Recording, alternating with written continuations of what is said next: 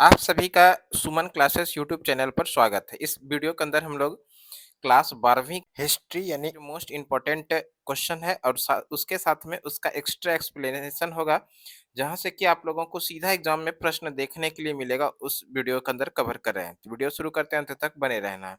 देखिए, प्रश्न जो दिया गया इस तरह से, प्रयाग प्रशस्ति किस शासक से संबंधित है। बढ़िया प्रश्न है। प्रयाग प्रशस्ति से बारे में प्रश्न पूछा गया है। प्रयाग प्रशस्ति किस शासक से संबंधित है? प्रयाग प्रशस्ति की बात करें, प्रयाग प्रशस्ति संबंधित है समुद्रगुप्त से। और यहाँ पर देखिए, समुद्रगुप्त जो है ऑप्शन सी के अंदर है, तो इस प्रश्न का जो सही आंसर हो जाएगा वो हो जाएगा option C is the right answer. यानी प्रयाग प्रशस्ति किससे संबंधित है? समुद्रगुप्त से। और वैसे अगर बात कर ले प्रयाग प्रशस्ति के लेखक कौन है, प्रयाग प्रशस्ति के लेखक है हरिसेन। प्रयाग प्रशस्ति के लेखक कौन है? हरिसेन। इसको भी ध्यान रखिएगा। यहाँ पर और भी प्रश्न बनेगा, उसको भी देख लेते हैं। देखिए, प्रयाग प्रशस्ति से कई सवाल बनेगा। पहला सवाल तो बना, प्रयाग प्रशस्ति की रचना किसने किया? समुद्रगुप्त ने। सॉरी, प्रयाग प्रशस्ति की रचना समुद्रगुप्त के दरबारी कवि हरिसेन ने किया है। प्रयाग प्रशस्ति की रचना यानी प्रयाग प्रशस्ति को लिखा किसने है? तो प्रयाग प्रशस्ति को लिखा है, इसको प्रयाग प्रशस्ति की रचना किया है, इसी के दरबारी कवि थे जिनका नाम है हरिसेन। और इसी प्रयाग प्रशस्ति से संबंधित और भी प्रश्न बनेगा, उसको देख लेते हैं। सबसे पहला प्रश्न बनेगा, प्रयाग प्रशस्ति की रचना किसने किया? प्रयाग प्रशस्ति की रचना किया, इनके जो रचनाकार हैं, प्रयाग प्रशस्ति समुद्रगुप्त के दरबारी कवि हैं। यानी प्रयाग प्रशस्ति की रचना किया है समुद्रगुप्त के दरबारी कवि है जिसका नाम है हरिसेन। इसी हरिसेन ने प्रयाग प्रशस्ति की रचना किया है। बढ़िया प्रश्न है। प्रयाग प्रशस्ति की रचना किसने किया? तो समुद्रगुप्त के दरबारी कवि है जिसका नाम है हरिसेन। इसी हरिसेन ने प्रयाग प्रशस्ति की रचना किया है। दूसरा प्रश्न इसी में बनेगा, प्रयाग प्रशस्ति किस भाषा में और लिपि में लिखा गया है, यानी इसकी रचना की गई है। भाषा की बात करेंगे ना, तो इसकी भाषा है संस्कृत और लिपि है ब्राह्मणी। यानी प्रयाग प्रशस्ति किस भाषा में लिखी गई है, भाषा की बात करेंगे तो संस्कृत हो जाएगा, और लिपि की बात किया जाएगा तो इसका लिपि है ब्राह्मणी। इसको भी ध्यान रखिएगा। प्रयाग प्रशस्ति किस भाषा में इसकी रचना की गई है? तो रचना भाषा है संस्कृत और लिपि है ब्राह्मणी। ठीक है। प्रयाग प्रशस्ति का ही अन्य नाम, इसको और किस नाम से जाना जाता है? तो इसको जो जाना जाता है वो इलाहाबाद स्तंभ लेख के नाम से जाना जाता है। इसको भी ध्यान रखिएगा। प्रयाग प्रशस्ति को ही इलाहाबाद स्तंभ लेख के नाम से भी जानते हैं। देखिए, एक प्रश्न जो यहाँ पर बेहद ही महत्वपूर्ण प्रश्न है और आप लोगों के लिए हम लेकर आए हैं, समुद्रगुप्त को भारत का नेपोलियन कहा जाता है। यहाँ से सीधा प्रश्न, और कई बार एग्जाम में देखने के लिए मिला है ये प्रश्न, भारत का नेपोलियन किसे कहा जाता है? तो आप लोग आंसर कीजिएगा। भारत का नेपोलियन कहा जाता है समुद्रगुप्त को। समुद्रगुप्त को भारत का नेपोलियन कहा जाता है। वहीं पर एक और सवाल बनेगा, समुद्रगुप्त को भारत का नेपोलियन किसने कहा? सर्वप्रथम समुद्रगुप्त को भारत का नेपोलियन कहा था वी ए स्मिथ ने। एक इतिहासकार है और इस इतिहासकार का नाम है वी ए स्मिथ। इसी वी ए स्मिथ ने समुद्रगुप्त को भारत का नेपोलियन सर्वप्रथम कहा था। तो इसमें भी ये भी प्रश्न बनेगा, भारत का नेपोलियन किसे कहा जाता है? सीधा क्या आंसर करेंगे? भारत का नेपोलियन कहा जाता है समुद्रगुप्त को। दूसरा प्रश्न बनेगा, समुद्रगुप्त को भारत का नेपोलियन सर्वप्रथम किसने कहा? तब हम लोग आंसर करेंगे, समुद्रगुप्त को भारत का नेपोलियन सर्वप्रथम जो कहा था वी ए स्मिथ ने कहा था। ये सारा एक्स्ट्रा फैक्ट हो गया। अब हम लोग आ जाते हैं अगला प्रश्न की तरफ। अगले प्रश्न में दिया गया है, किस शासक ने सुदर्शन झील का जीर्णोद्धार करवाया? जीर्णोद्धार मतलब होता है उसको पुनर्उद्धार करवाना, यानी उसके उसको नया रूप देना। तो इस तरह से सबसे पहले यह प्रश्न समझिए, सुदर्शन झील। सुदर्शन झील का निर्माण जो कराया था वो चंद्रगुप्त मौर्य ने कराया था। सुदर्शन झील का निर्माण किसने कराया? चंद्रगुप्त मौर्य ने। सुदर्शन झील का निर्माण करवाया चंद्रगुप्त मौर्य ने। अब दूसरा प्रश्न आएगा, सुदर्शन झील का निर्माण चंद्रगुप्त मौर्य ने कहाँ पर कराया था? तो गुजरात जो है, इस गुजरात का एक जिला है जिसका नाम है जूनागढ़। और इसी गुजरात का एक जिला है जूनागढ़ जिसके अंदर में कि एक पर्वत है जिसका नाम है गिरनार पर्वत। तो इसी गुजरात के जूनागढ़ के अंदर गिरनार पर्वत पर सुदर्शन झील का निर्माण किसने करवाया था? चंद्रगुप्त मौर्य ने। यहाँ जो प्रश्न पूछा गया, यहाँ पूछा जीर्णोद्धार किसने करवाया? जीर्णोद्धार यानी इसको एक बार फिर से नया रूप देना, वही हुआ जीर्णोद्धार। तो सुदर्शन झील के बारे में 2 प्रश्न और याद रखिए, इसका 2 बार जीर्णोद्धार किया गया। एक बार तो रुद्रदामन जो कि शक वंश का एक शासक है, शक वंश का शासक है जिसका नाम है रुद्रदामन, इसने कराया। और एक बार जो है गुप्त शासक है जिसका नाम स्कंदगुप्त, इसने करवाया। यानी कि सुदर्शन झील का जीर्णोद्धार 2 बार हुआ। कितनी बार हुआ? 2 बार। एक बार कराया गया रुद्रदामन के द्वारा जो शक वंश का एक शासक था, शक वंश का शासक रुद्रदामन। और एक बार जो कराया है वो गुप्त शासक स्कंदगुप्त ने कराया है। इसको भी ध्यान रखिएगा। यहाँ पर जो जीर्णोद्धार में ऑप्शन दिया गया वो रुद्रदामन दिया गया। तो इस प्रश्न का जो सही आंसर हो जाएगा वो हो जाएगा option D, the right answer. वैसे आप लोग सुदर्शन झील का अगर प्रश्न की बात किया जाए तो इस सुदर्शन झील में 3 लोगों का नाम याद रखिएगा। पहला जो निर्माण करवाया, निर्माण किसने करवाया? चंद्रगुप्त मौर्य ने। दूसरा नाम याद रखिएगा रुद्रदमन, जिसने कि इसका जीर्णोद्धार करवाया। और तीसरा नाम याद रखिएगा स्कंदगुप्त, इसने भी जीर्णोद्धार करवाया था। यानी इस तरह से प्रश्न पूछा जाएगा सुदर्शन झील में किन किन शासकों का योगदान रहा। इस तरह से भी प्रश्न देखने के लिए मिला है। तो सुदर्शन झील में किन शासकों का योगदान रहा? तो चंद्रगुप्त मौर्य का रहा, रुद्रदामन का रहा और स्कंदगुप्त का रहा। प्रश्न इस तरह से भी आ सकता है सुदर्शन झील में किन किन शासकों का योगदान नहीं रहा। यहाँ पर प्रश्न में पीछे रहेगा नहीं रहा, किसका किसका है? चंद्रगुप्त मौर्य का रहा है। चंद्रगुप्त मौर्य ने तो सुदर्शन झील का निर्माण ही करा दिया। दूसरा जो रहा रुद्रदामन का रहा, जिसने कि इसको जीर्णोद्धार करवाया। और तीसरा जो है स्कंदगुप्त का रहा, जिसने कि जीर्णोद्धार करवाया था। तो इन तीनों लोगों का इसके अंदर योगदान है। और इसके अलावा जो भी ऑप्शन में दिखाई पड़ेगा उसको आप लोग आंसर कर दीजिएगा। यानी उन शासकों के द्वारा सुदर्शन झील में कोई योगदान नहीं रहा। ठीक है, तो इस प्रश्न का जो सही आंसर हो गया किस शासक ने सुदर्शन झील का जीर्णोद्धार करवाया था, ये शासक कौन है? रुद्रदामन। ठीक है, अगला प्रश्न देखिए। अगला प्रश्न में पूछा गया परिवार का मुखिया क्या कहलाता था? सीधा सा प्रश्न है। परिवार का मुखिया जो कहलाता था वो गृहपति कहलाता है। गृहपति यहाँ पर देखिए ऑप्शन ए के अंदर है। तो प्रश्न का जो सही आंसर हो जाएगा वो हो जाएगा option A is the right answer. अगला प्रश्न है वेदों की संख्या कितनी है? वेदों की संख्या पूछा गया है। आसान सा सवाल है, वेदों की संख्या। वेदों की संख्या तो 4 है। और यहाँ पर देखिए 4 जो है ऑप्शन सी में है। तो इस प्रश्न का जो सही आंसर होगा वो हो जाएगा option C is the right answer. वेदों की संख्या कितना है? वेदों की संख्या 4 है। ऑप्शन सी के अंदर है 4। तो प्रश्न का सही आंसर हो जाएगा option C is the right answer. वेदों से संबंधित जो प्रश्न बढ़िया प्रश्न बनेगा आपके एग्जाम पॉइंट ऑफ व्यू से, उसको थोड़ा देख लीजिए। सबसे पहले तो ये प्रश्न आ गया कि वेदों की संख्या कितना है, आप लोग देख लीजिए। वेदों की संख्या कितना है? वेदों की संख्या 4 है। ठीक है, दूसरा प्रश्न आएगा 4 वेदों का नाम क्या है, यानी कौन कौन सा वेद है? तो वेद है ऋग्वेद, यजुर्वेद, सामवेद और अथर्ववेद। ऋग्वेद, यजुर्वेद, सामवेद और अथर्ववेद, ये चारों क्या है? वेद है। इस तरह से वेदों की संख्या कितना है? 4। और इस चारों वेदों को अच्छे से समझने के लिए वेदांगों की रचना की गई है। वेदांगों को, वेदांग की संख्या कितना है? 6। इसको भी ध्यान रखिएगा।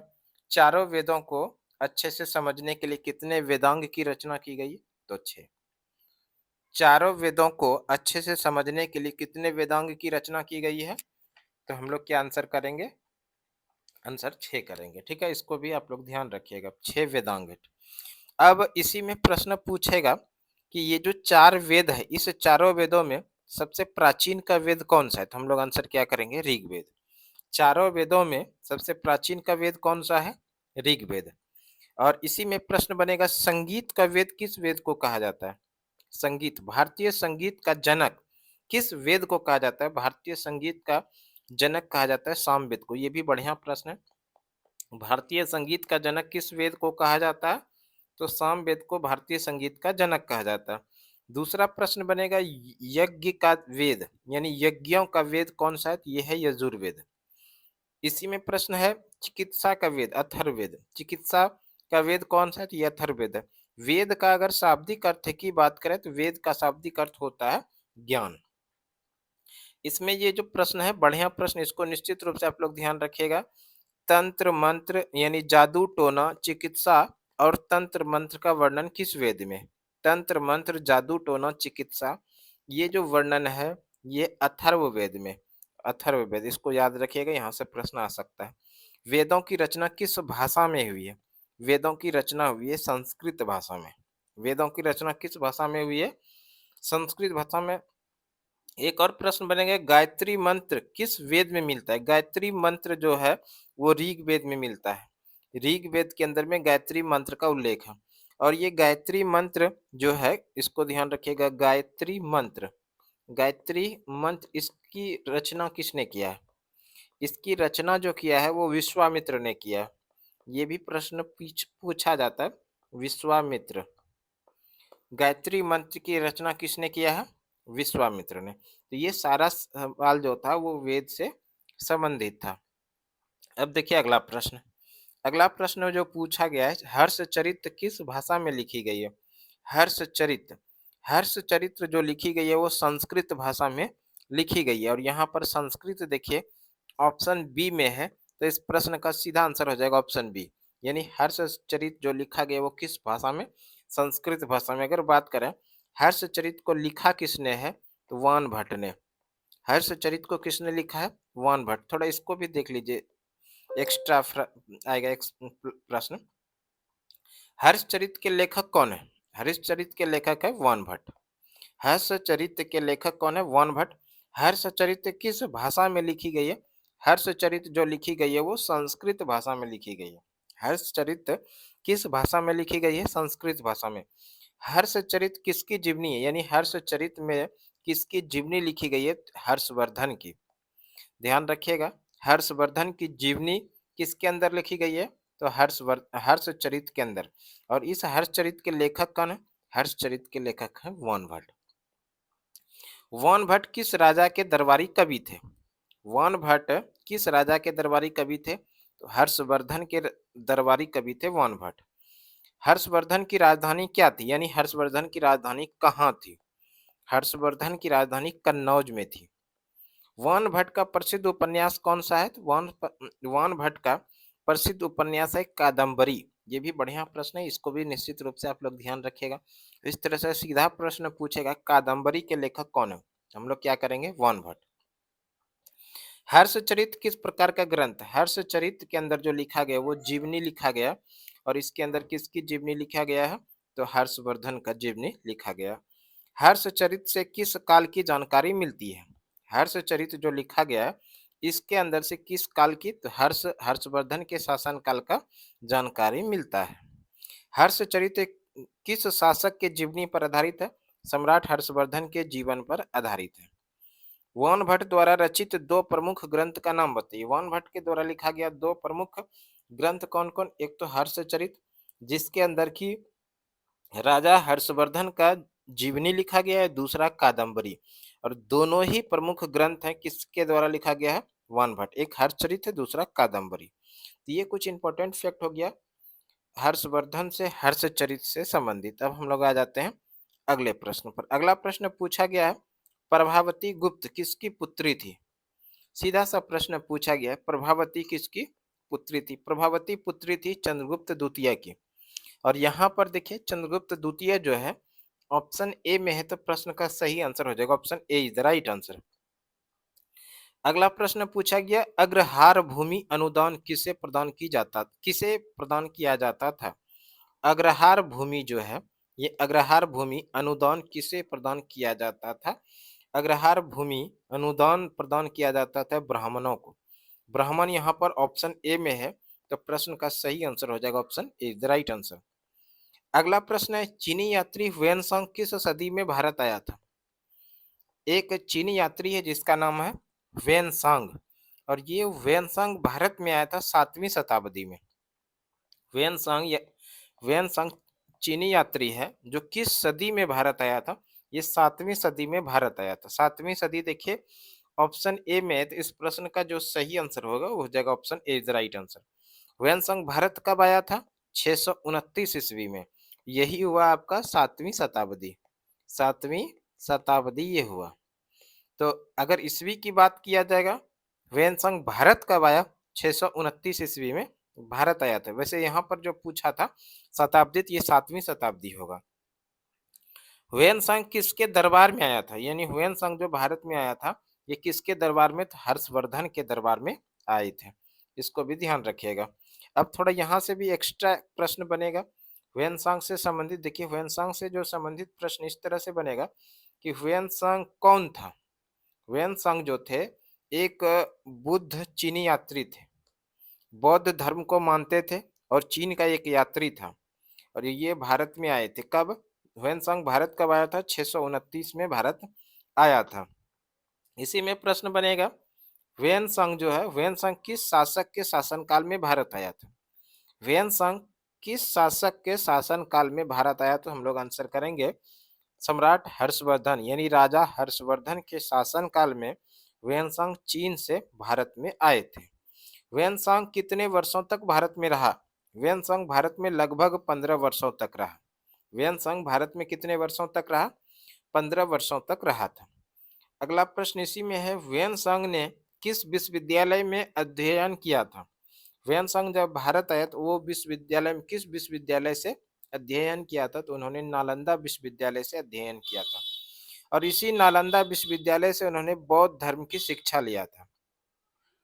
ह्वेनसांग किस विश्वविद्यालय में अध्ययन किया था? तो नालंदा विश्वविद्यालय में इन्होंने बौद्ध धर्म की शिक्षा लिया था, यानी बौद्ध धर्म की जानकारी लिया था। ह्वेनसांग किस धर्म का अनुयायी था? बौद्ध धर्म किस धर्म को मानता था? तो वो धर्म है बौद्ध धर्म। बौद्ध धर्म को मानते थे ह्वेनसांग ने। अगला प्रश्न है, ह्वेनसांग ने अपनी यात्रा का वर्णन किस ग्रंथ के अंदर किया है? ह्वेनसांग ने अपनी यात्रा का वर्णन जो किया है, उसी का एक प्रसिद्ध पुस्तक है जिसका नाम है सियूकी। बढ़िया है ये प्रश्न, ये एग्जाम में प्रश्न आता है, सियूकी किसकी रचना है? ऐसा सीधा पूछ देगा, सियूकी किसकी रचना है? सियूकी रचना है ह्वेनसांग का। और इसी ह्वेनसांग ने अपनी यात्रा का वर्णन किया है किसके अंदर में? तो सियूकी के अंदर। अगला प्रश्न इसी में और आएगा एक प्रश्न, बढ़िया प्रश्न ये भी है, इसको भी देख लीजिए। इसमें प्रश्न आएगा, ह्वेनसांग किस देश का निवासी था? ह्वेनसांग चीन का निवासी था। ह्वेनसांग भारत में क्यों आया था? ह्वेनसांग भारत आया क्यों? ह्वेनसांग भारत में आया था बौद्ध धर्म का अध्ययन करने और पवित्र ग्रंथों को एकत्र करने के लिए। सीधा याद रखिए, बौद्ध धर्म का शिक्षा ग्रहण करने के लिए, बौद्ध धर्म का अध्ययन करने के लिए ह्वेनसांग भारत में आए थे। ह्वेनसांग ने किस भारतीय शासक की प्रशंसा की है? ह्वेनसांग जब भारत में आए और ये 15 वर्षों तक रहकर नालंदा विश्वविद्यालय में बौद्ध धर्म की शिक्षा लिया, उसके बाद जब वापस जाने लगे तो उन्होंने किस शासक की प्रशंसा किया? तो वो शासक है हर्षवर्धन। ठीक है, ये सारा प्रश्न किससे संबंधित हो गया? ह्वेनसांग से संबंधित हो गया, हर्षवर्धन से संबंधित हो गया। अब हम लोग आते हैं अगले प्रश्न पर। अगला प्रश्न देखिए पूछा गया, चीनी यात्री ह्वेनसांग, ये तो हो गया। अगला प्रश्न है, व्यापारियों का संघ क्या कहलाता था? व्यापारियों का संघ क्या कहलाता था? व्यापारियों का संघ जो कहलाता है वो श्रेणी कहलाता है। और श्रेणी यहाँ पर देखिए ऑप्शन बी में है, तो इस प्रश्न का सही आंसर हो जाएगा option B, the right answer. अगला प्रश्न है, पेरिप्लस किस भाषा का शब्द है? पेरिप्लस जो भाषा का शब्द है, ये यूनानी भाषा का शब्द है। पेरिप्लस किस भाषा का शब्द है? यूनानी भाषा का। और यूनानी ऑप्शन सी के अंदर है, तो प्रश्न का सही आंसर हो जाएगा option C, is the right answer. Periplus का जो शाब्दिक अर्थ होता है वो होता है चारों ओर नौकायान। इसको भी ध्यान रखिएगा, पेरिप्लस का शाब्दिक अर्थ क्या होता है, यानी इसका मूल रूप से इसका जो अर्थ है ये है चारों ओर नौकायान। इसको याद रखिएगा। अगला प्रश्न देखिए, अगला प्रश्न में पूछा गया है, आहत सिक्के किस धातु के बने होते थे? आहत सिक्के जो बने होते थे वो चांदी के भी होते थे और तांबे के भी होते थे। इस तरह से इस प्रश्न का जो सही आंसर हो जाएगा ऑप्शन सी, यानी ए और बी दोनों। जो ऑप्शन सी के अंदर है, तो प्रश्न का सही आंसर हो जाएगा option C, the right answer. आज का क्लास हम लोग इतना ही रहने दीजिए। अगले क्लास में, अगले वीडियो में फिर से मिलते हैं, तब तक के लिए धन्यवाद। जय हिंद।